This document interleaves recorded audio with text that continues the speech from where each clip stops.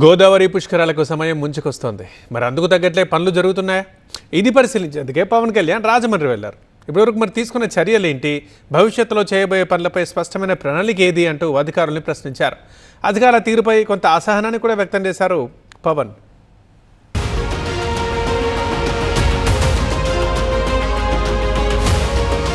2027 June నెలలో గోదావరి పుష్కరాలుంటాయి. అంటే గట్టిగా ఏడాది మాత్రమే సమయం. కానీ చేయాల్సిన పనులు చాలా ఉన్నాయి. ఎన్నో శాఖలను సమన్వయం చేసుకుంటూ పనులు పూర్తి చేయాల్సి ఉంటుంది. ఇవన్నీ ఒక పక్కా ప్రణాళిక ప్రకారం చేసుకుంటూ పోతే గానీ ఆ సమయానికి పూర్తి కావు. కానీ పరిస్థితులు అలా ఉన్నట్టు లేవనే టాక్ వినిపిస్తోంది. గోదావరి పుష్కరాల ఏర్పాట్లను పరిశీలించడానికి వెళ్లిన డిప్యూటీ సీఎం పవన్ కళ్యాణ్ అధికారుల తీరుపై అసంతృప్తి వ్యక్తం చేశారు. పనుల్లో వేగం లేదు, ప్లానింగ్ లేదన్నారు.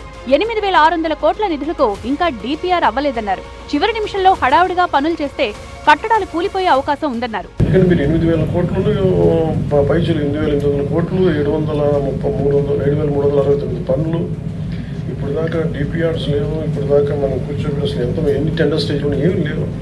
And we just have 1 year. ఆ తర్వాత హడావిడిగా కట్టేసి పాచిపోయిన సిమెంట్లతోటి పొడి ఇసుకతో కడితే కూలిపోతే మళ్ళీ దానివల్ల ప్రాణాలు పోతాయి.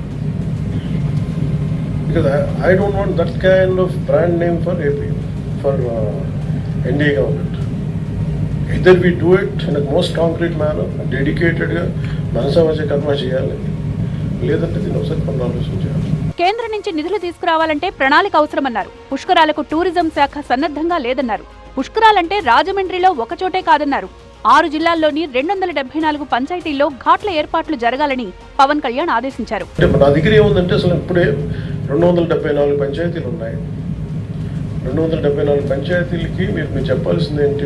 we have identified 274 panchayats from different directions. You can go to this nearest మీకు పుష్కర్ ఘాట్ ఇక్కడ ఉంది. మీకు here it can accommodate around 10,000 people. This particular Pushkar Ghat and this particular panchayat can accommodate around 8,000 people. Your way out is this. మీరు ఖమ్మం నుంచి రావచ్చు. ఇలా చెప్పడానికి అసలు ఎక్కడ టూరిజం దగ్గర నుంచి ప్లాన్ లేదు. లక్షలాదిగా వచ్చే భక్తులకు తగిన ఏర్పాట్లు చేయాల్సిన బాధ్యత మనపై ఉందన్నారు డిప్యూటీ సీఎం పవన్. అందరూ కూర్చోబెట్టి రాజమండ్రి మీద దృష్టి కేంద్రీకృతమైంది తప్ప ఇది మీరు ఇలా ఎక్స్పాండ్ చేయకపోతే first of all it won't, Rajahmundry cannot take it. ఎందుకంటే ఆ ప్రిపేర్నెస్ నాకు అనిపించలేదు. ఆ భయం వేసి వచ్చాను పైన కదా. అందుకే నాకు వచ్చి మురికి నీళ్ళలో స్నానం చేసి వెళ్ళాం. చక్కగా డెల్టా ఫ్యాక్టరీ నుంచి వదిలిన కాలుష్యంలో గోదావరి మునిగిపోతే అక్కడికి వెళ్ళి మేము పుణ్య స్నానాలు చేసామని అనిపించుకోవచ్చు. కాలుష్య రహిత గోదావరి పుష్కరాలు నిర్వహించడమే తమ టార్గెట్ అని పవన్ అంటున్నారు. గోదావరిలో కలిసే కాలుష్యంపై సమగ్ర ఆడిట్ చేపడతామన్నారు. పేపర్ మిల్స్ వ్యర్థ జలాలకు ప్రత్యామ్నాయం అవసరమన్నారు. నల్లా ఛానల్ వ్యర్థ జలాల నిర్వహణ శాస్త్రీయంగా జరగాలి అన్నారు. కాలుష్య నివారణకు స్పష్టమైన కార్యాచరణ కూడా చేపట్టాలి అన్నారు. అన్ని అంశాలపై కేబినెట్ లో చర్చిస్తామన్నారు డిప్యూటీ సీఎం పవన్. పుష్కరాల పనుల పరిశీలనలో భాగంగా రాజమహేంద్రవరం పుష్కర్ ఘాట్ కు వెళ్లారు. అక్కడి నుంచి కోటిలింగాల ఘాట్ వరకు బోట్లో ప్రయాణించి పనుల పురోగతిని అడిగి తెలుసుకున్నారు. నల్లకాలువ దగ్గర నదిలో కాలుష్యం కలవకుండా ఏం చేస్తున్నారనే దానిపై అధికారులతో మాట్లాడారు. ఈ సందర్భంగా పలువురు అధికారులతో పాటు స్థానికులు ఆయనతో ఫోటోలు దిగారు. అధికారులతో సమీక్ష తర్వాత విజేశ్వరం వెళ్లారు డిప్యూటీ సీఎం పవన్ కళ్యాణ్.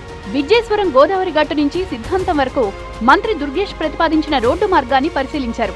ఈ పర్యటనలో పవన్ వెంట మంత్రి కందుల దుర్గేష్, ఎమ్మెల్యేలు బుచ్చయ్య చౌదరి, ఆదిరెడ్డి వాసు, ఎమ్మెల్సీ సోము వీర్రాజు, పలువురు అధికారులు ఉన్నారు.